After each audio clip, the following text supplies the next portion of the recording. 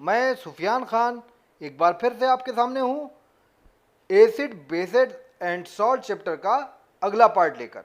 इस पार्ट में बच्चों हम पढ़ेंगे प्रिपरेशन ऑफ सॉल्ट्स के सॉल्ट्स बनाए कैसे जाते हैं। और ये लेक्चर जो है आज का ये बहुत इंटरेस्टिंग होने वाला है बच्चों और बहुत नॉलेजेबल होने वाला है। तो बने रहें इस लेक्चर के आखिर तक मेरे साथ। चलिए जानते हैं कि अलग अलग टाइप के सॉल्ट्स को कैसे बनाया जाता है। तो बच्चों इस सॉल्ट्स की प्रिपरेशन के बहुत सारे मेथड हो सकते हैं, उनमें से कुछ मेथड्स को हम यहाँ स्टडी करेंगे। तो सबसे पहले हम बना सकते हैं सॉल्ट को डायरेक्ट कॉम्बिनेशन से, यानी सीधा सीधा हम एलिमेंट्स को कंबाइन करा देते हैं। जैसे आप देखें यहाँ पर Na और Cl2 को कंबाइन किया गया, सोडियम और क्लोरीन को कंबाइन करके 2 मोल्स ऑफ सोडियम क्लोराइड। और सोडियम क्लोराइड बच्चों एक मशहूर सॉल्ट है जो टेबल सॉल्ट भी कहा जाता है, जिसको हम अपने खाने में इस्तेमाल करते हैं बच्चों। दूसरा इसी रिएक्शन में आप देखें, इसी एग्जाम्पल में आप देखें Fe के 2 मोल की रिएक्शन हमने क्लोरीन के 3 मोल के साथ कराकर FeCl3 जो बनाया, ये सॉल्ट है बच्चों। ये भी डायरेक्ट कॉम्बिनेशन हुआ है, इसमें सीधा सीधा Fe में हमने Cl2 मिला दिया। तो ये था बच्चों एक direct combination method salt preparation का। तो समझ में आ गया बच्चों। अब देखते हैं अगला मेथड क्या है। अगला मेथड बच्चों ये भी बहुत इजी है। एसिड की रिएक्शन से एक्टिव मेटल पर जब एसिड की रिएक्शन होती है तब भी साल्ट बनते हैं बच्चों। ये रिएक्शन ऊपर वाली, ये वाली आपकी बहुत ज़्यादा फेमिलियर है, इसको हम कई बार पढ़ चुके हैं अभी जल्दी। और ये वही रिएक्शन है Zn + H2SO4 gives ZnSO4 + H2। इसको हमने डिस्प्लेसमेंट रिएक्शन में पढ़ा था। तो ZnSO4 बच्चों एक सॉल्ट है। सॉल्ट के बारे में मैं पूरा आपको कॉन्सेप्ट क्लियर कर चुका हूँ। जिस भी बच्चे ने वो वीडियो नहीं देखी वो मेरे चैनल रसायन केमिस्ट्री क्लासेस पर पड़ी हुई वीडियो सॉल्ट्स की दुनिया को देख सकता है। और इसी का अगला एग्जाम्पल बच्चों आयरन की रिएक्शन HCl के साथ, तो बना FeCl2 और हाइड्रोजन गैस निकल गई। ये भी बच्चों एक्टिव मेटल के साथ जब एसिड रिएक्ट करते हैं तो भी साल्ट हम बना सकते हैं। अब तीसरा मेथड जो हो सकता है बच्चों, हाइड्रोजन कार्बोनेट का डिकम्पोजिशन जब एसिड के जरिए होता है तब भी साल्ट बनते हैं। इस रिएक्शन को हम पढ़ चुके हैं केमिकल प्रॉपर्टीज ऑफ एसिड में। सोडियम हाइड्रोजन कार्बोनेट जब HCl से रिएक्ट करेगा तो बच्चों NaCl बनेगा जो कि एक सॉल्ट है, वाटर बनेगा और कार्बन डाइऑक्साइड बनेगा। तो गॉट इट। अगला जो है बच्चों ये आपने रिएक्शन नहीं पढ़ी होगी, अब इसे पढ़ते हैं। Decomposition of sulphide. सल्फाइड जो है बच्चों सल्फर के कंपाउंड होते हैं, उनका एसिड के साथ जब डिकम्पोजिशन कराया जाता है, यानी एसिड के साथ जब सल्फाइड रिएक्ट करते हैं तो सल्फाइड जो है वो डिकम्पोज हो जाते हैं, टूट जाते हैं और एक सॉल्ट बनाते हैं, वाटर बनाते हैं और सल्फर डाइऑक्साइड गैस बनाते हैं। देखिए आपको यहां दिख रहा होगा Na है और ये Cl है, तो इसे मिलकर आप NaCl लिख सकते हैं। SO3 में से SO2 निकाल सकते हैं और एक O बचा और 2 H बचे, तो क्या बन जाएगा बच्चों, वाटर। और न्यूट्रलाइजेशन रिएक्शन जो अगला मेथड है वो भी आप जानते हैं कि जब हमने पढ़ा था एसिड और बेस की रिएक्शन होती है तो सॉल्ट और वाटर बनता है। तो समझ में आया बच्चों कि किस तरह से हम सॉल्ट को प्रिपेयर कर सकते हैं। ये तो कॉमन मेथड थे।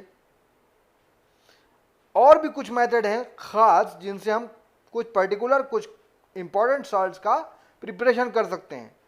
चलिए उनको देखते हैं। सबसे पहले इंपॉर्टेंट सॉल्ट में हम प्रिपरेशन करेंगे बच्चों NaOH सोडियम हाइड्रोक्साइड की।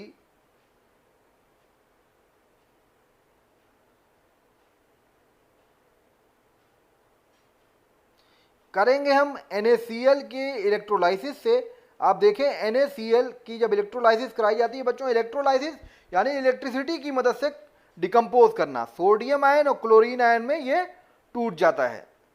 और इधर वाटर में क्योंकि एक्वस सोल्यूशन भी है, वाटर भी थोड़ा सा जो है आयोनाइज होता है H पॉजिटिव और OH निगेटिव में। तो H पॉजिटिव जो है वो डिपॉजिट करेगा आपका कैथोड पर, क्योंकि बच्चों यहाँ आप देख सकते हैं कि कैथोड निगेटिव है और same charge opposite charge attract each other, को H पॉजिटिव पर H एक पॉजिटिव का साइन है इसलिए ये निगेटिव साइन की तरफ जाएगा, और Cl पर एक निगेटिव साइन है तो ये पॉजिटिव की तरफ जाएगा। तो ढेर सारे Cl एटम जो हैं वो जमा हो जाएंगे एनोड पर, और ढेर सारे H एटम जमा हो जाएंगे कैथोड पर। ढेर सारे Cl एटम मिलकर Cl2 बनाएंगे, क्लोरीन रिलीज हो जाएगी, और H2 मिलकर H मिलकर हाइड्रोजन बनाएंगे, वो रिलीज हो जाएगी। सोल्यूशन में क्या रह जाएगा बच्चों? सोल्यूशन में रह जाएगा केवल Na और OH जो आपस में कंबाइन करके सोडियम हाइड्रोक्साइड या कॉस्टिक सोडा बना लेंगे। क्लियर बच्चों?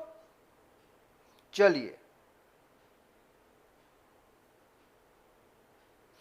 अगला हमारा सॉल्ट है बच्चों ब्लीचिंग पाउडर, जिसका फार्मूला होता है CaOCl2, इसको कैल्शियम ऑक्सोक्लोराइड भी कहते हैं। ये बच्चों बनाया जाता है ड्राई स्लेक लाइम यानी सूखे हुए चूने पर क्लोरीन की को पास करके, जिससे बनता है CaOCl2 स्लेक लाइम और वाटर। ठीक है बच्चों। अगला जो है बेकिंग सोडा बच्चों हमारा सॉल्ट है। वो बेकिंग सोडा वो है जो हमारा बेकरीज में यूज किया जाता है बिस्कुट्स और बंस बनाने में। तो इसको प्रिपेयर कैसे करते हैं? हम एक्सेस में CO2 को गुजारते हैं सोडियम कार्बोनेट के सैचुरेटेड सॉल्यूशन के ऊपर से, तो उसमें जो है हमारा बेकिंग सोडा यानी सोडियम हाइड्रोजन कार्बोनेट बनता है। देखिए Na2CO3 plus CO2 plus H2O बन जाएगा हमारा 2NaHCO3 यानी सोडियम हाइड्रोजन कार्बोनेट के 2 मोल। तो गॉट इट?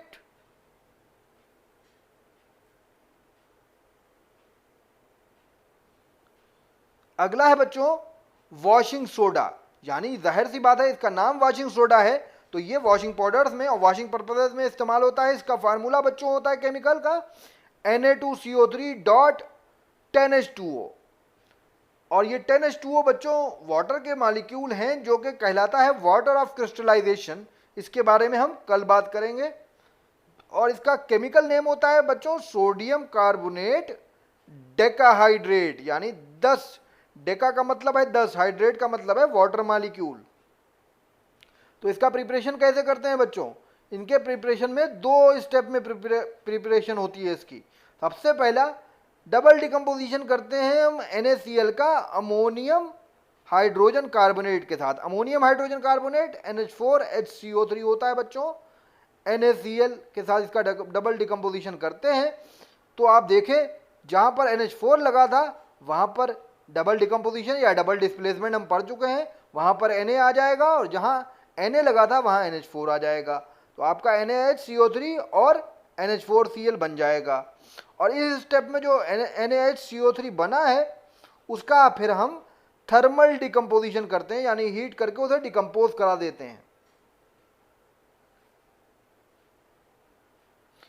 और फिर हमारा जो है वो बन जाता है Na2CO3, और फिर उसके बाद हम उसकी वाटर से रिएक्शन करा देते हैं तो उसमें जुड़ जाता है पानी, और आखिर में हमको मिल जाता है बच्चों Na2CO3.10H2O। तो बच्चों क्योंकि वीडियो काफ़ी लंबी हो गई और लंबी हो सकती थी, इसलिए जो कल की वीडियो है उसमें हम लोग पढ़ेंगे, एक हमारा सॉल्ट रह गया है और जितने सॉल्ट हमने पढ़े हैं उनकी प्रॉपर्टीज़ और यूजेस के बारे में। तो कल का lecture acid bases and salts chapter का आखिरी लेक्चर होगा। कल के बाद एसिड बेसेस और सॉल्ट कंप्लीट हो जाएगा। तो उम्मीद करता हूँ ये वीडियो आपको पसंद आया होगा। वीडियो पसंद आने की सूरत में मेरे चैनल को लाइक करें, सब्सक्राइब करें और शेयर करें। मिलते हैं कल एसिड बेसेस और सॉल्ट चैप्टर के लास्ट पार्ट के साथ। तब तक के लिए पढ़ते रहें, खुश रहें, बाय बाय।